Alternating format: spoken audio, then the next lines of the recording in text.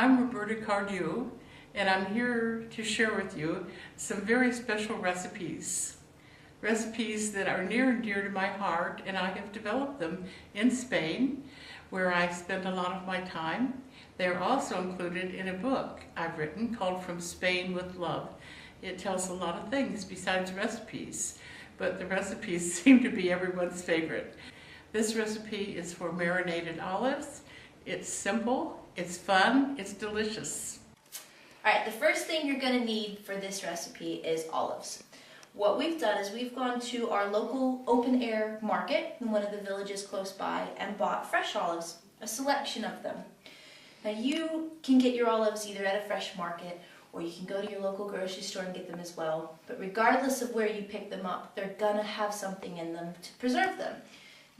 These olives were in their natural rind, sometimes it's vinegar. Whichever it is, the very first thing you need to do in preparation for this recipe is very, very carefully wash these olives. So that's what we're going to do now. So if you just pour them into a colander or sieve of some type, just so that you can drain off that excess rind or excess vinegar, whichever it is.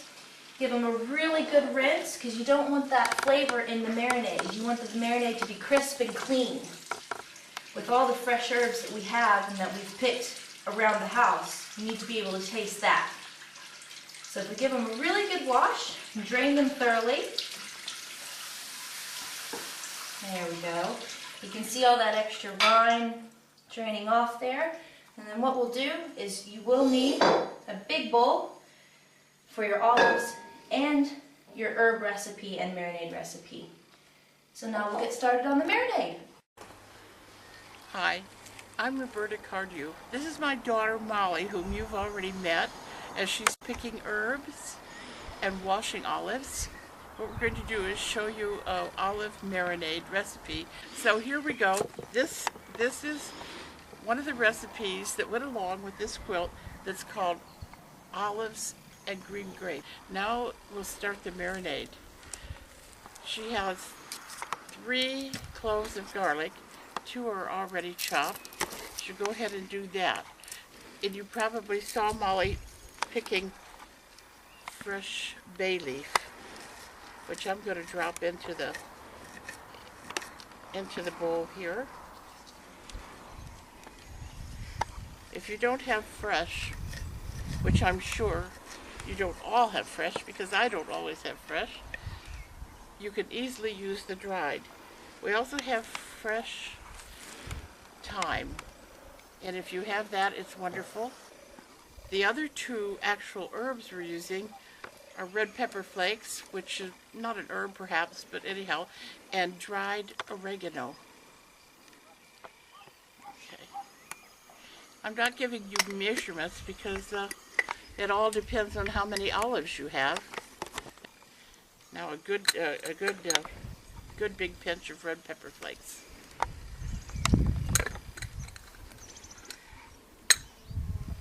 So I chose this spot out here to do this filming because this is an olive tree right here.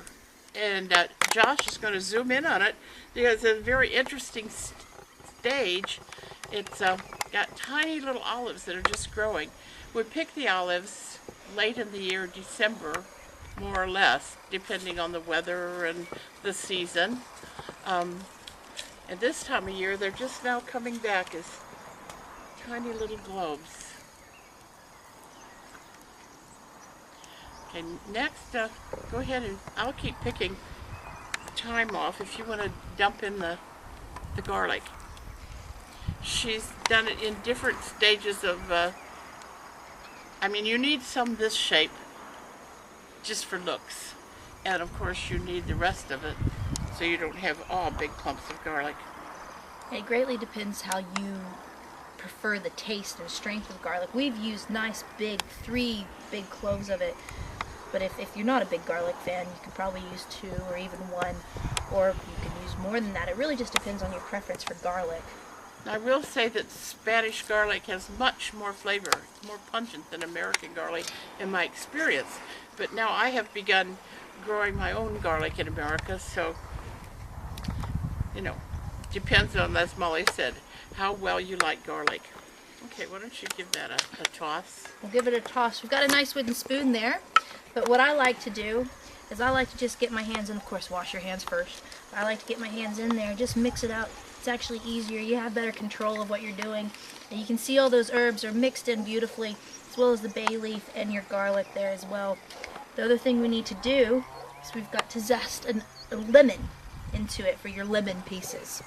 Now for years, I would